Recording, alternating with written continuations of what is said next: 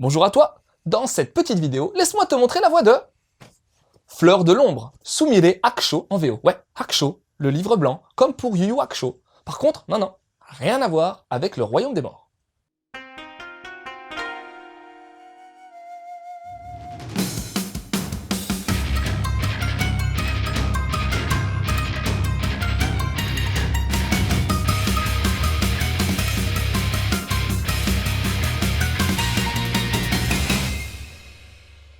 Fleur de l'ombre, c'est le récit d'une femme, Sumire.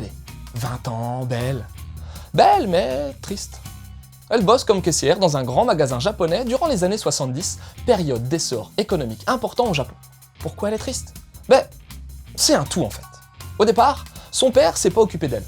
Il est dans la politique, et vu qu'il a eu Sumire avec une maîtresse, pas d'école si tu vois ce que je veux dire, il ne l'a pas reconnue. La mère de Sumire, quant à elle, est en hôpital psychiatrique mais ne tardera pas à passer l'arme à gauche de manière tragique. Bref, le tableau qui se dessine est pas joli. Mais si en plus de ça je t'annonce que Sumire s'est faite mettre en cloque par un mec marié et qu'elle va devoir avorter sous peu, tu peux vite dire au revoir au pays des bisounours. Bon, je sais pas si t'es au courant, mais un enterrement, ça coûte cher, et c'est pas la paye de caissière de Sumire qui lui permettra de s'affranchir comme il se doit des dépenses occasionnées. Alors Sumire, elle prend la décision de devenir prostituée quoi. Ouais, pas facile de devenir une femme émancipée à cette époque-là au Japon.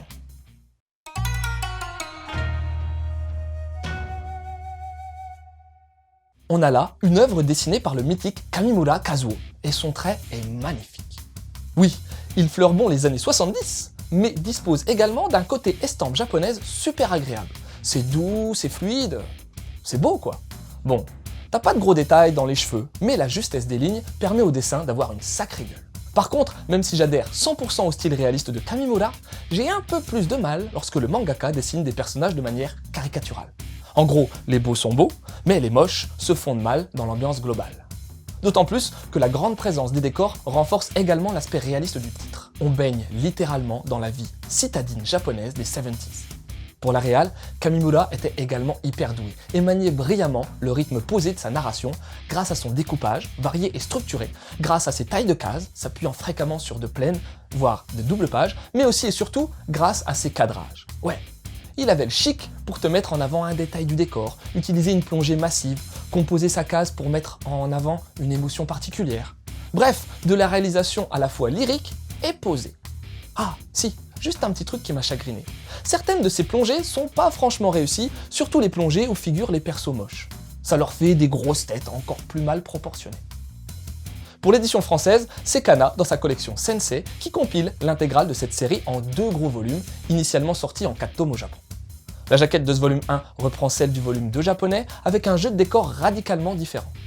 Elle est pas vilaine et donne bien le ton triste et mélancolique que va revêtir l'œuvre. Mention spéciale pour l'habillage graphique de la tranche, qui, en gardant l'écriture du titre en japonais, apporte un aspect classieux à l'ouvrage. Aspect renforcé par sa taille et son nombre de pages. Et même si le papier est un poil trop fin à mon goût, ce volume se prend super bien en main.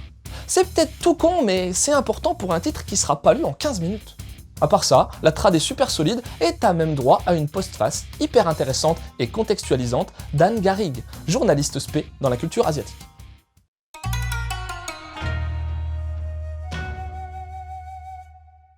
Je vais pas te faire ici le compte-rendu de la bio de Kamimura Kazuo, mais sache juste qu'il s'agit d'un auteur phare dans le développement du Gekiga et qu'il a malheureusement disparu prématurément en 86 à l'âge de 45 ans. Il a bossé avec les plus grands, Koike Kazuo et Kajiwara Ikki en tête, et ses mangas ont remporté de nombreux titres au Japon, mais également en Occident. T'as d'ailleurs eu une expo qui lui a été consacrée par le FIBD en 2017. Il a pas mal bossé sur la condition féminine et sur les changements de la société japonaise, et tu sais quoi? On retrouve bien entendu ces 2 thématiques dans Fleur de l'ombre. Et même si, à un moment donné, j'ai eu un léger doute concernant la qualité narrative de l'œuvre, le résumé de la 4ème de couve m'a absolument pas transcendé. Dès les premières pages, en fait, j'ai grave accroché. Déjà, l'ambiance générale est super bien retranscrite. Du début à la fin du manga, tu te sens littéralement vivre dans les années 70. Les persos, les mentalités, les décors, les objets, tout y est. Revenons aux persos justement. Sumire est, durant tout le volume, le cœur narratif de l'œuvre. Mais autour d'elle vont graviter plein de protagonistes super riches. Qu'ils soient décalés, comme sa copine Bouboule, avec qui elle va faire un peu de colloque, ou bien le vieux, qui va l'entretenir un certain temps, ou alors qu'ils soient plus classe et plus sérieux comme le joueur de shamisen, leur construction est cohérente et aide non seulement à définir l'époque, mais aussi à définir Sumire. Car oui, il va bien être question de se définir pour l'héroïne. Qui est-elle? Bon, à la base, c'est une question qu'on se pose un peu tous, mais quand t'es une femme au Japon, où, je préfère te le rappeler, t'es surtout relayé à faire des gosses, entretenir la maison, fermer ta gueule, et que, de surcroît, t'as pas véritablement de père, pas facile du tout de trouver sa place et de s'accomplir. Alors elle va se chercher la Sumire. Elle va même se chercher un bon bout de temps en expérimentant pas mal, si tu vois ce que je veux dire. Ouais, j'aurais peut-être dû t'en parler direct, mais ce manga est réservé à un public averti. Est-ce qu'elle y arrivera? Est-ce qu'elle arrivera à se trouver? On verra bien, car c'est même pas le plus important. L'important, c'est le chemin qu'elle va emprunter, que de nombreuses femmes vont emprunter durant cette période d'explosion économique où les mœurs ont drastiquement évolué. Oui, car ça aussi j'ai bien apprécié, ce petit tacle glissé là à la société de consommation naissante qui, alors à ses balbutiements au début des années 70, est désormais un des principaux maux de nos vies industrialisées. Mais pour faire simple, je te recommande chaudement Fleur de l'ombre. Que tu sois une féministe endurcie, ou bien que tu sois un macho fan de bière et de foot, bon, peut-être pas non plus, que t'aies connu les années 70, ou bien que t'aies à peine la vingtaine, ce titre te permettra de comprendre comment on peut se construire dans un environnement non stable et en perpétuelle évolution.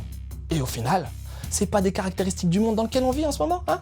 En tout cas, voici quelques conseils pour aller avec Fleur de l'ombre. Déjà, Lady Snowblood, qui reste, je pense, l'œuvre phare dessinée par Kamimura et scénarisée par Koike Kazuo. C'est l'œuvre d'une femme guerrière qui va vivre durant une autre grosse ère de changement au Japon, l'ère Meiji. Et tu sais quoi? C'est l'œuvre qui a inspiré Tarantino pour son diptyque Kill Bill. Yeah! Après, t'as une femme de Showa, toujours dessinée par Kamimura, mais pour le coup, scénarisée par Kajiwara Ikki. Ça parle de quoi? Ben, si ça t'intéresse, t'as juste à cliquer sur le lien en haut à droite. C'est bon, t'as vu? Et pour finir, même si on s'éloigne un peu, t'as peut-être entendu parler d'un manga à succès en ce moment, c'est A Romantic Love Story. En gros, ça va te causer d'une mangaka qui est pas trop dans le trip fleur bleue et compagnie. Elle préfère les shonen de baston bien bourrins. Problème, c'est qu'elle va cartonner grâce à une série harem manga. Le point commun avec Fleur de l'ombre? Tout simplement le développement d'une femme ne suivant pas les codes de base. Voilà, c'était Loot, j'espère que cette petite chronique t'aura donné envie de lire Fleur de l'ombre. Je te laisse et continue de suivre la voie du manga.